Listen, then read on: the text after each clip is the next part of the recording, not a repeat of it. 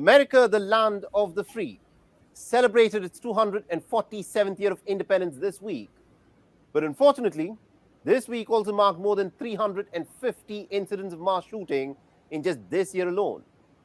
Cities including Baltimore, Philadelphia, and Fort Worth, amongst others, came under attack in a span of less than 48 hours. At least 12 people have been killed, and dozens of others have sustained injuries.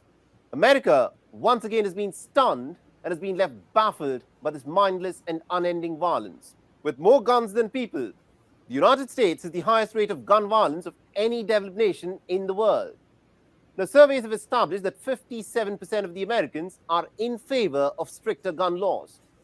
But the Republicans, the staunch defenders of America's constitutional right to bear arms, have repeatedly, for several years, opposed any effort to tighten the gun control measures. Our next report gets you the details.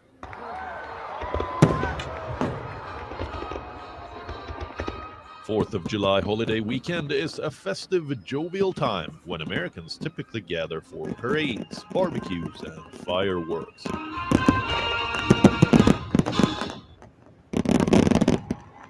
This year, though, it began on a tragic note.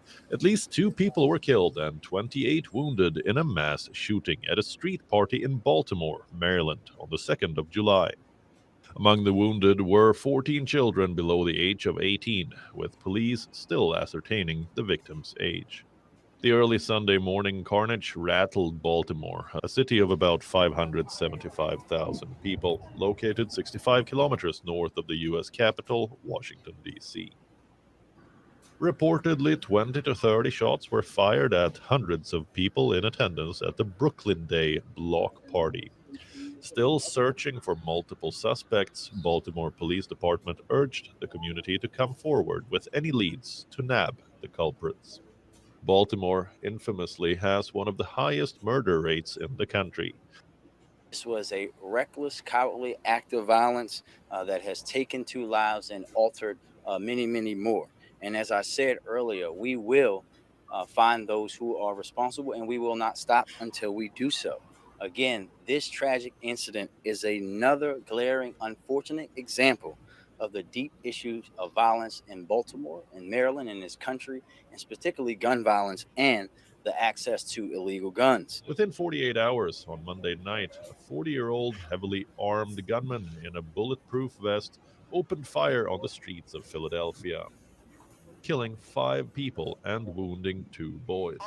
The shootings, believed to be random, took place over several city blocks in the southwestern neighborhood of King Sessing.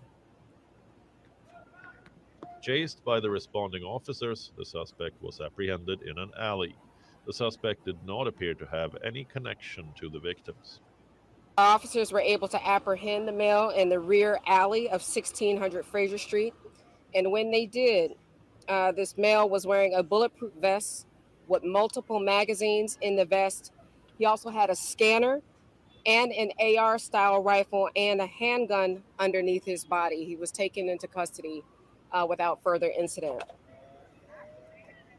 The night of horror continued with a shooting just before midnight on Monday in a parking lot in Fort Worth, Texas. At least 3 people were killed and 8 others were hospitalized, with a juvenile being among them.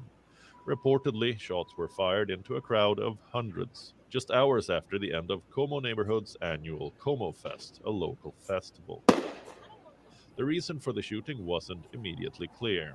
Barely 24 hours later, marring the Independence Day celebration, at least 4 people were killed and 7 others were wounded in Shreveport, Louisiana, just before midnight. Once again, a gathering of more than 100 people was targeted by at least 1 gunman. No arrests have been made and the motive remains unknown. President Joe Biden issued an appeal yet again for a ban on assault weapons in remarks to the National Education Association. Congress needs to step up, pass common sense gun safety laws to protect our kids and educators. And by the way, arming teachers is not the answer. Arming teachers is not the answer. Banning assault weapons and high-capacity magazines, extensive background check, they're part of the answer. They'll make a big difference. Guns have been woven into the very fabric of American culture and politics. Consequently, United States, a gun-obsessed nation of 330 million people, is awash with about 400 million guns. More than half of US adults have experienced a gun-related incident. And despite the fact that more than 50 people are killed each day by a firearm in the United States, the political paralysis endures. The threat of mass shooting has become a very real concern in everyday life.